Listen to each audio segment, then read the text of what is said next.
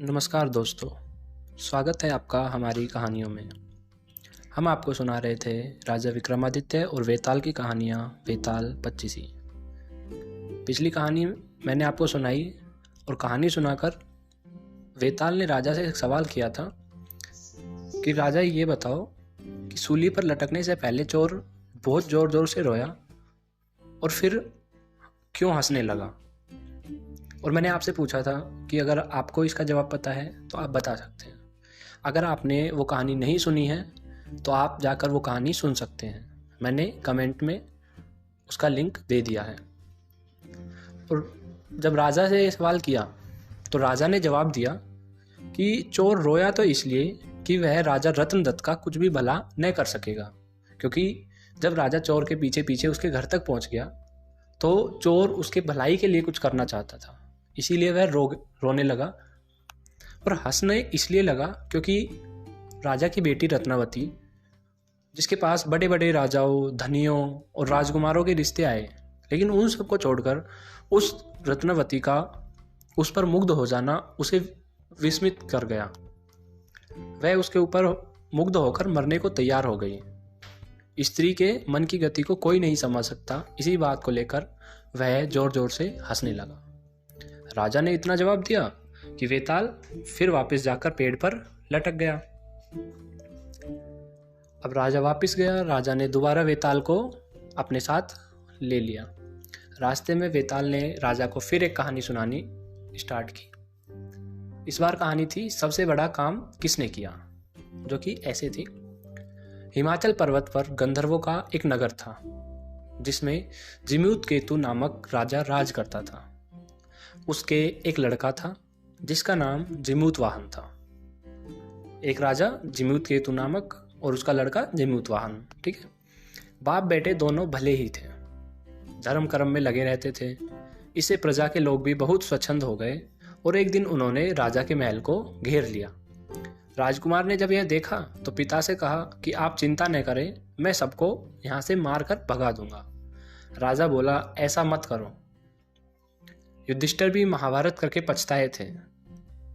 इसके बाद राजा अपने गोत्र के लोगों को राज्य सौंप राजकुमार के साथ मल्याचल पर जाकर मढ़ी बनाकर रहने लगा। मढ़ी मतलब समाधि बनाकर रहने लगा। वहां जमदूतवाहन की एक ऋषि के बेटे से दोस्ती हो गई। एक दिन दोनों पर्वत पर भवानी के मंदिर में गए तो देवयोग से उन्हें मलयकेतु राजा की पुत्री मिली। दोनों एक दूसरे पर मोहित हो गए। जब कन्या के पिता को मालूम हुआ तो उसने अपनी बेटी उसे ब्याह दी। एक रोज की बात है कि जमदूतवाहन को पहाड़ पर एक सफेद ढेर दिखाई दिया। पूछा तो मालूम हुआ कि पाताल से बहुत से नाग आते हैं जिन्हें गरुड़ खा लेता है। यह ढेर उन्हीं की हड्डियों का है। उसे देखकर जमदूतवाहन आगे बढ़ गया। कुछ दूर जाने पर उसे किसी के रोने की आवाज सुनाई दी। पास गया तो देखा कि एक बुढ़िया रो रही है। कारण पूछा तो उसने बताया कि आज उसके बेटे शंखचूड़ नाग की बारी है। गरुड़ आएगा और आकर उसे खा जाएगा। जमदूतवाहन ने कहा, माँ तुम चिंता न करो, मैं उसकी जगह चला जाऊंगा। बुढ़िया ने बहुत समझाया लेकिन वह न माना।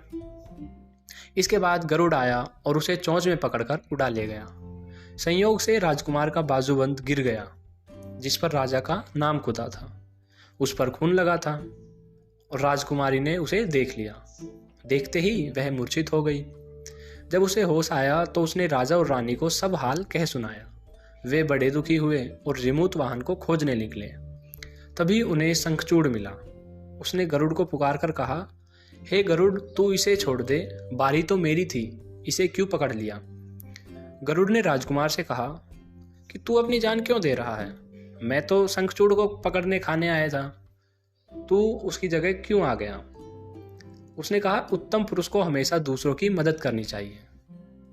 यह सुनकर गरुड़ बहुत खुश हुआ और उसने राजकुमार से कोई वरदान मांगने को कहा। जमदूतवाहन ने अनुरोध किया कि सब सांपों को वापस से जिंदा कर दो। गरुड़ ने ऐसा ही किया। फिर उसने कहा कि तुझे अपना राज्य भी मिल जाएगा। इसके बाद वे लोग अपने नगर को लौटे। लोगों ने राजा को फिर गद्दी पर बैठा दिया। इतना कहकर वेताल बोला, हे राजन, यह बताओ इसमें सबसे बड़ा काम किसने किया। बाज ने, राजा ने, राजा के बेटे ने, या फिर शंखचूड़ ने? पूरी कहानी में सबसे बड़ा काम किसने किया? अगर आपको इसका जवाब पता है तो अभी जल्दी से कमेंट में आप बता दीजिए। और अब से हम ये करेंगे कि मैं पहले कहानी सुना देता था और अगली कहानी में उसका जवाब बताता था।